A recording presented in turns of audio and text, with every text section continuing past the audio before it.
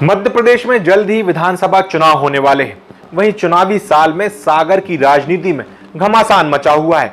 घमासान कांग्रेस और बीजेपी में होना तो लाजमी है, लेकिन खबर इसलिए थोड़ी चटपटी है क्योंकि ये घमासान सागर जिले के तीनों मंत्रियों के बीच वर्चस्व की लड़ाई को लेकर चल रहा है।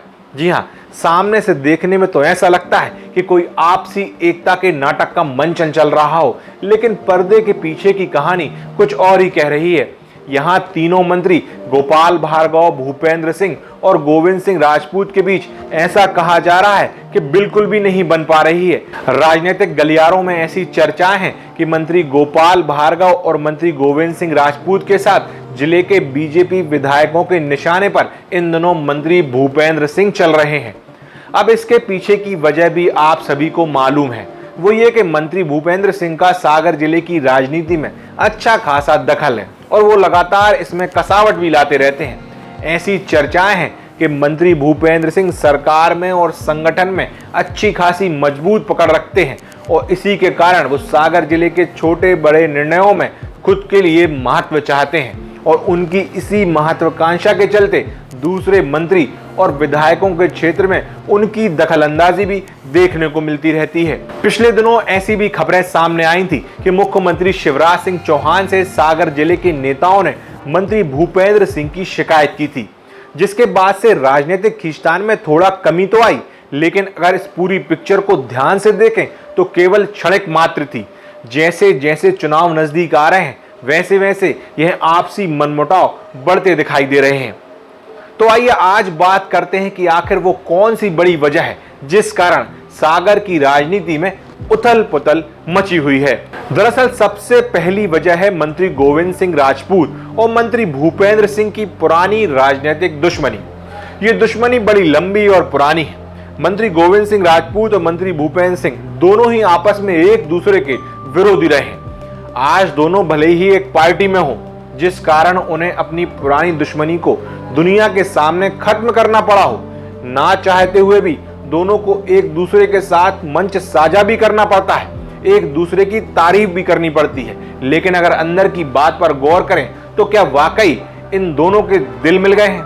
सवाल उठता है कि इन्होंने मंच जरूर एक दूसरे के साथ साझा कर लिए हैं, लेकिन क्या अभी भी इनके दिल एक हुए हैं या नहीं? राजनीतिक जानकार कहते हैं कि दोनों के मन में एक दूसरे को लेकर शंका और अविश्वास बहुत है, इसलिए दोनों के बीच कुछ ना कुछ चलता रहता है, भले ही वह जनता के बीच उजागर ना हो। और ये बहुत बड़ा कारण है कि लगातार अपने महत्व और वर्चस्व को लेकर दोनों के बीच टकराव देखने मिलता रहता है। वहीं दूसरे कारण है मंत्री भूपेंद्र सिंह के रिश्तेदार और मंत्री गोविंद सिंह के विरोधी राजकुमार सिंह धानोरा। दरअसल राजकुमार सिंह धानोरा राजनीतिक महत्वाकांक्षा रखने वाले व्यक्ति हैं। उन्हें मंत्री भूपेंद्र सिंह के सुर्खी छोड़ने के बाद से ही ऐसी उम्मीद जाग गई थी कि वो कभी ना कभी बीजेपी के टिकट पर वहां से विधानसभा का चुनाव लड़ेंगे। साल 2013 के विधानसभा चुनाव के वक्त उन्होंने टिकट की दावेदारी भी की और हाथ पैर भी खूब चलाए, लेकिन बात नहीं बन पाई। मंत्री भूपेंद्र सिंह ने पारुल साहू का ट्रंप कार्ड खेल गोविंद सिंह राजपूत को चुनाव में शिकस्त दिलवाई। ऐसा ही साल 2018 के विधानसभा चुनाव के दौरान हुआ। राजकुमार सिंह धानोरा ने एक बार फिर दावेदारी ठोक दी और क्षेत्रीय प्रत्याशी को टिकट दिए जाने की मांग को लेकर पार्टी में आवाज बुलंद की। इस बार भी उन्हें पार्टी ने मौका नहीं दिया और मुकाबला सुधीर यादव बनाम गोविंद सिंह राजपूत हुआ।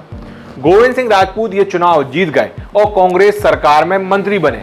यहां तक तो सब राजनीति के मुताबिक दो पार्टियों में जैसे विरोधी रहते हैं वैसा ही चल रहा था, लेकिन साल 2020 में सिंधिया के तख्ता पलट के बाद सब कुछ बदल गया। भूपेंद्र सिंह जहां गोविंद सिंह राजपूत के हार के सपने देखते आ रहे थे, अब उपचुनाव में उन्हीं के लिए वोट मांग रहे थे। यह राजकुमार सिंह धानोरा भी समझ गए थे कि बीजेपी में उनका कम से कम सुर्खी विधानसभा में फिलहाल कोई भविष्य नहीं है। बावजूद इसके भी उन्होंने पार्टी में क्षेत्रीय प्रत्याशी के लिए टिकट दिए जाने की आवाज को बुलंद किया। इस बार पार्टी ने उन्हें बाहर का रास्ता दिखा दी, लेकिन ये जितना आसान दिखाई दे रहा था उतना आसान था नहीं। धानोरा को बाहर करने से पहले ऐसे आरोप लगे थे कि सब विरोध, आरोप प्रत्यारोप राजकुमार सिंह धानोरा कर रहे हैं, ये मंत्री भूपेंद्र सिंह के इशारे पर हो रहा है। इस वजह से दोनों मंत्रियों के रिश्तों में थोड़ी और कड़वाहट आ गई। लेकिन बाद में जब राजकुमार सिंह धानोरा पार्टी से बाहर हुए और उन पर प्रशासन ने कार्रवाइयां की, तब मामला थोड़ा ठंडा हुआ। इसी क्रम में धानोरा के चचेरे भाई के साथ भी हाल ही में राजपूत परिवार की गर्मा गर्मी भी चल रही है। लेकिन फिलहाल मंत्री भूपेंद्र सिंह इस पूरे मामले से दूरी बनाए हुए हैं।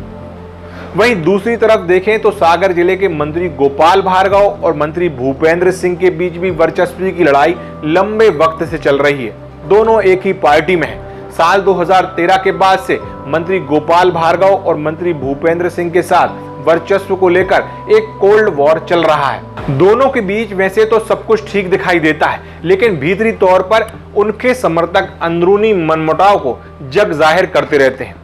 इस बात पर अगर मंत्री गोविंद सिंह राजपूत और मंत्री गोपाल भार्गव के रिश्तों पर बात करें तो दुश्मन का दुश्मन दोस्त की तर्ज पर दोनों के बीच किसी प्रकार का कोई मनमुटाव निकलकर सामने नहीं आता है। सिंधिया जहां मंत्री राजपूत के आका हैं, वहीं गोपाल भार्गव और ज्योतिराज सिंधिया के संबंध भी अच्छे हैं।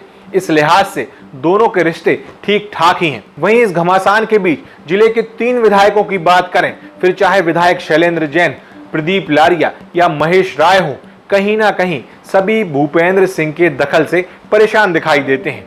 कुल मिलाकर सागर की राजनीति का केंद्र बिंदु फिलहाल मंत्री भूपेंद्र सिंह ही हैं। लेकिन वर्चस्व की इस लड़ाई में कौन आगे है और कौन पीछे, इस पर अगर बात करें तो फिलहाल मंत्री भूपेंद्र सिंह दोनों ही मंत्रियों से काफी आगे नजर आते हैं।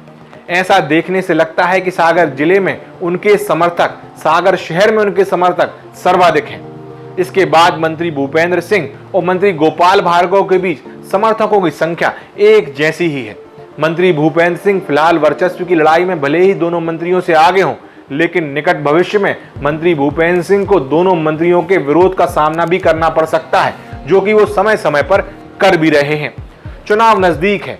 मंत्री भूपेंद्र सिंह किसी को अब नाराज नहीं करना चाहते।